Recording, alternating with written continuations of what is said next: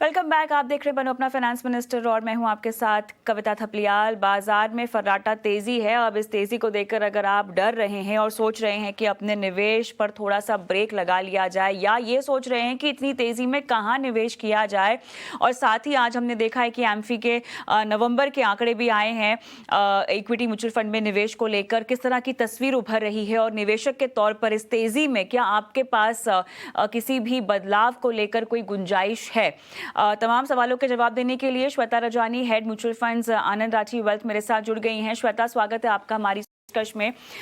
Shweta, clearly पहले तो मैं एम्फी का जो डेटा आया है उस पर बात करना चाहती हूं, जहां पर इक्विटी इनफ्लो अगर हम देखें तो उसमें 22% की कमी आई है, लेकिन स्मॉल कैप में धड़ल्ले से निवेश हुआ है, और साथ ही एसआईपी का आंकड़ा भी 17,000 करोड़ के पार पहुंचता हुआ हमें दिखाई दे रहा है। थोड़ा सा इस डेटा का आकलन अगर आप कर रही हैं, इसको अगर हम बारीकी से देखना चाहें तो इक्विटी में कहाँ कम हुआ है, और स्मॉल कैप में अगर निवेश बढ़ा भी है तो किस लिहाज से बढ़ा है?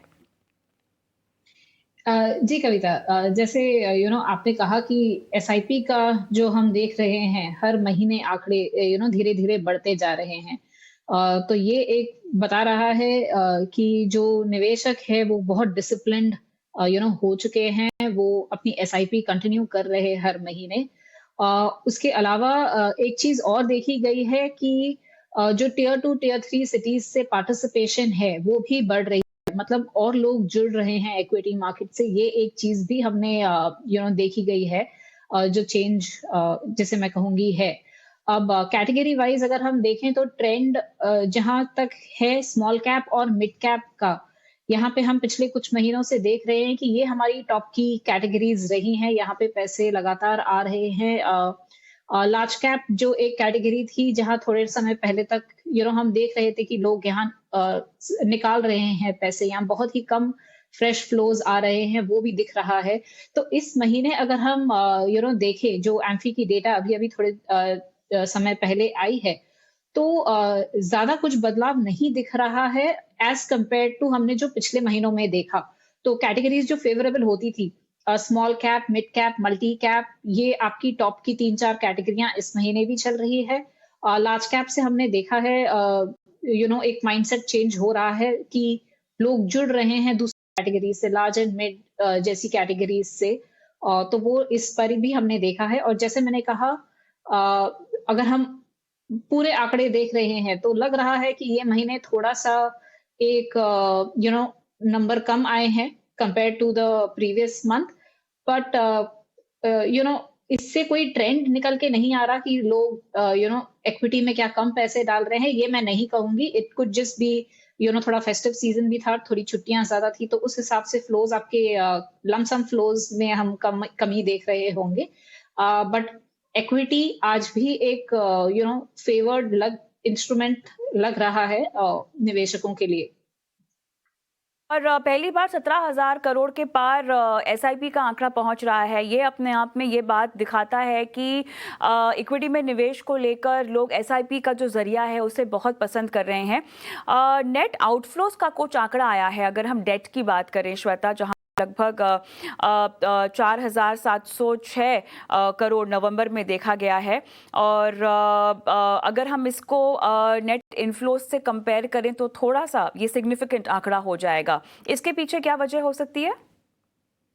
जी, तो जैसे हम देख रहे हैं ना, जैसे एक शिफ्ट आ रहा है डेट से इक्विटी में, हाँ। शिफ्ट हो रहा है, वो हम देख रहे हैं। काफी जो आपकी डेट की कैटेगरीज होंगी ना, लिक्विड, अल्ट्रा शॉर्ट, वहां से पैसे निकल रहे हैं। एक चीज ये भी हुई है कि डेट की तरफ झुकाव वैसे ही कम हो गया, बिकॉज आपकी टैक्स चेंज, जो रूल चेंज हुई थी अप्रैल से, तो तब से लेके अब तक हमने पैसे निकलते हुए ज्यादा देखे गए हैं डेट से।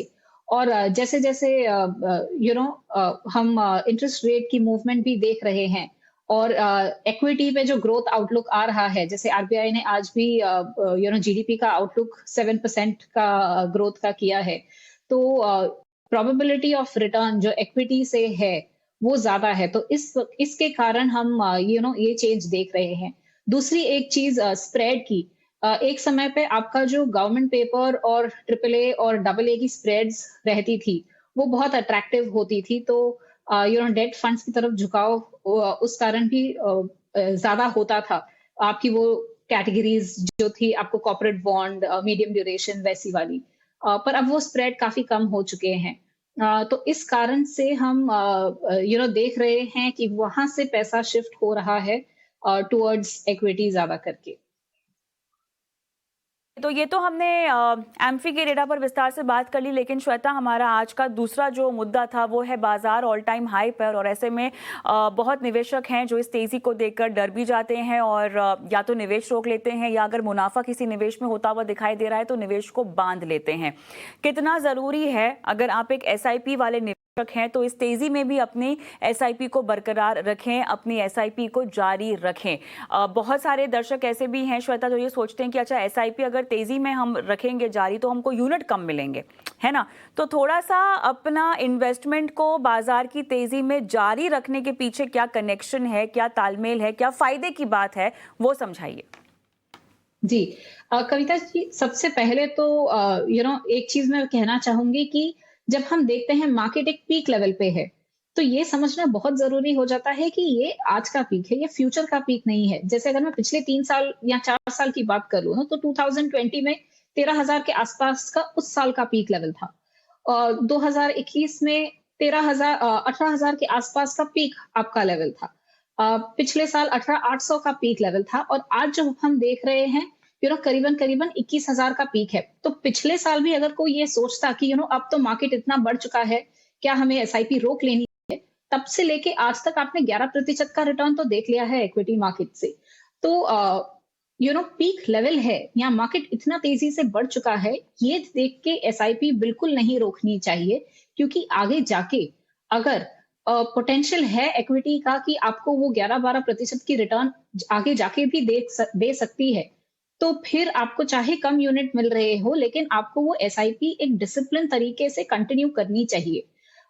एक दूसरी चीज, मैंने ये एक स्टडी करी थी कि अगर किसी ने हर साल उस साल के पीक लेवल पे निवेश किया होता, तो भी उसने जाके 11% का पर एनम रिटर्न बनाया होता। और किसी ने अगर बिना सोच बिना डरे कि ये पीक लेवल है या ये बॉटम है, हर महीने अपनी एसआईपी जारी रखी होती, उन्होंने आसपास 13.5 से 14% की रिटर्न बनाई होती। बट दोनों ही केस में अगर आप देखें तो आपकी डबल डिजिट की रिटर्न बनी है। तो इसीलिए इन आंकड़ों को ध्यान में रखें, अपनी एसआईपी ना रोके। हो सकता है आपको कम यूनिट मिल रहे हैं, लेकिन वो अगर आप इक्विटी में नहीं निवेश कर रहे, तो आप डेट में निवेश कर रहे हैं जहां आपको 7% मिल रहा है, तो उससे तो बेहतर यही है कि आप ये एसआईपी जारी रखें अपनी। श्वेता, एक चीज समझनी है, अब तो बाजार में तेजी देख रहे होंगे निवेशक जो एसआईपी के जरिए म्यूचुअल फंड में निवेश करते हैं। अब उनके पोर्टफोलियो में ये जो तेजी है ये रिफ्लेक्ट कब होती हुई आपको दिखाई देगी?